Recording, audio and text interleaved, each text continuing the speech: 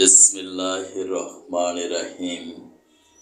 পরম করুণাময় মহান আল্লাহর নামে শুরু করছি। অনারেবল ইসলাম প্রিয় তৌহিদি ভাই ও বোনেরা, আসসালামু আলাইকুম। বিশ্বের যে প্রান্ত থেকে আমার বাংলা কোরআন পাঠ অনুষ্ঠানটি দেখছেন, ডিজিটাল বায়োকেমিক মেডিকেল সায়েন্স হসপিটালের পক্ষ থেকে ডক্টরস টক টিভি 100K চ্যানেলের সকল দর্শক শ্রোতাদেরকে জানাচ্ছি আন্তরিক অভিনন্দন।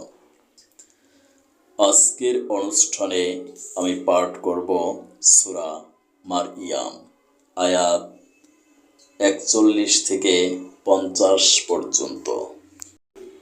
আয়াত 41।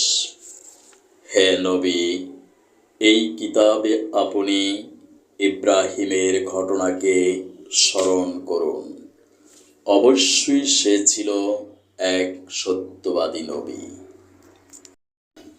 আয়াত 42।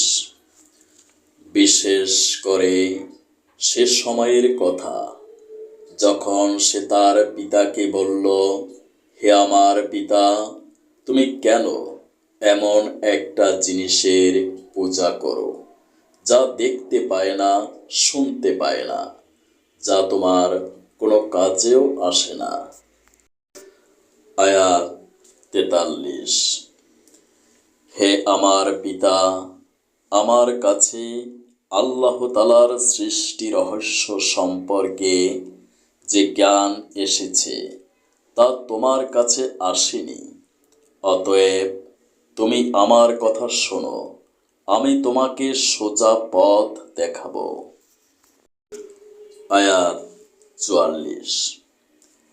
হে আমার পিতা, সে জ্ঞানের মৌলিক কথা হচ্ছে তুমি শয়তানের গোলামি করো না, কেননা শয়তান হচ্ছে পরম দয়ালু আল্লাহ তাআলার নাফরমান। আয়াত 45। হে আমার পিতা, আমার ভয় হচ্ছে নাফরমান শয়তানের গোলামি করলে পরম দয়ালু আল্লাহ তাআলার কোন শাস্তি এসে তোমাকে স্পর্শ করবে, আর এর ফলে দোজখে তুমি শয়তানেরই সাথী হয়ে যাবে। আয়াত 46।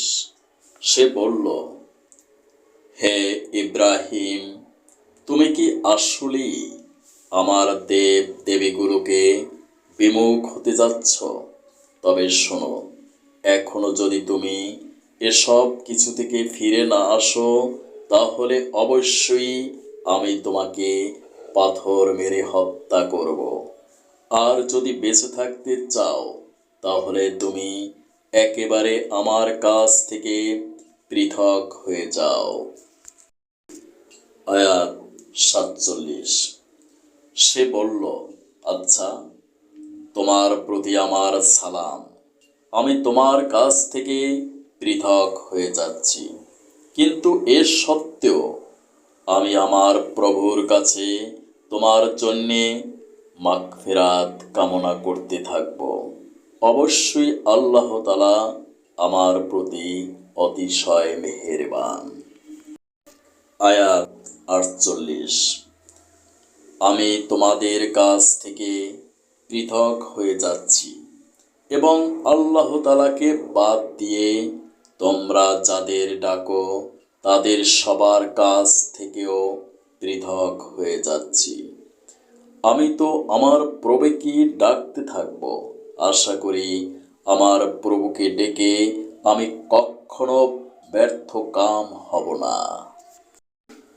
আয়াত 49।